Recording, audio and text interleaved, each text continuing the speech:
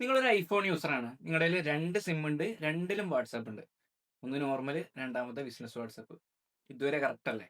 മൂന്നാമത് ഇനി work related അല്ലെങ്കില് അബ്രോഡൊക്കെ പോയി ഒരു സിമ്മും കൂടി എടുക്കേണ്ടി വന്നാൽ നിങ്ങളുടെ കാര്യം ഗോപി. അപ്പൊ എന്തായാലും ഒരു എക്സ്ട്രാ ഫോൺ കൂടി എടുക്കേണ്ടി വരും. പൈസ ചെലവ് കൂടും. എന്നാൽ ഇപ്പൊ അങ്ങനെയല്ല. അതിനൊരു സൊല്യൂഷൻ കൂടി വന്നിട്ടുണ്ട്. അതായത് ഐഫോണിൽ നോർമൽ വാട്സാപ്പിൽ 2 അക്കൗണ്ട് വരെ യൂസ് ചെയ്യാം. എങ്ങനെയാണെന്നല്ലേ? കാണിച്ചു തരാം.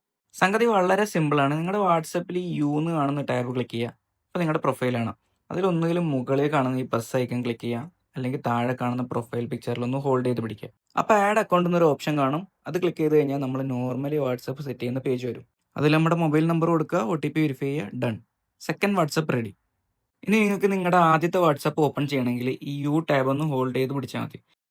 നിലവിൽ ഈ ഫീച്ചർ ഫേസ്ഡ് റോൾ ഔട്ട് ആണ്. അതായത് കുറച്ച് പേർക്ക് വന്നിട്ടുണ്ടാവും, കുറച്ച് പേർക്ക് എത്തിയിട്ടുണ്ടാവില്ല.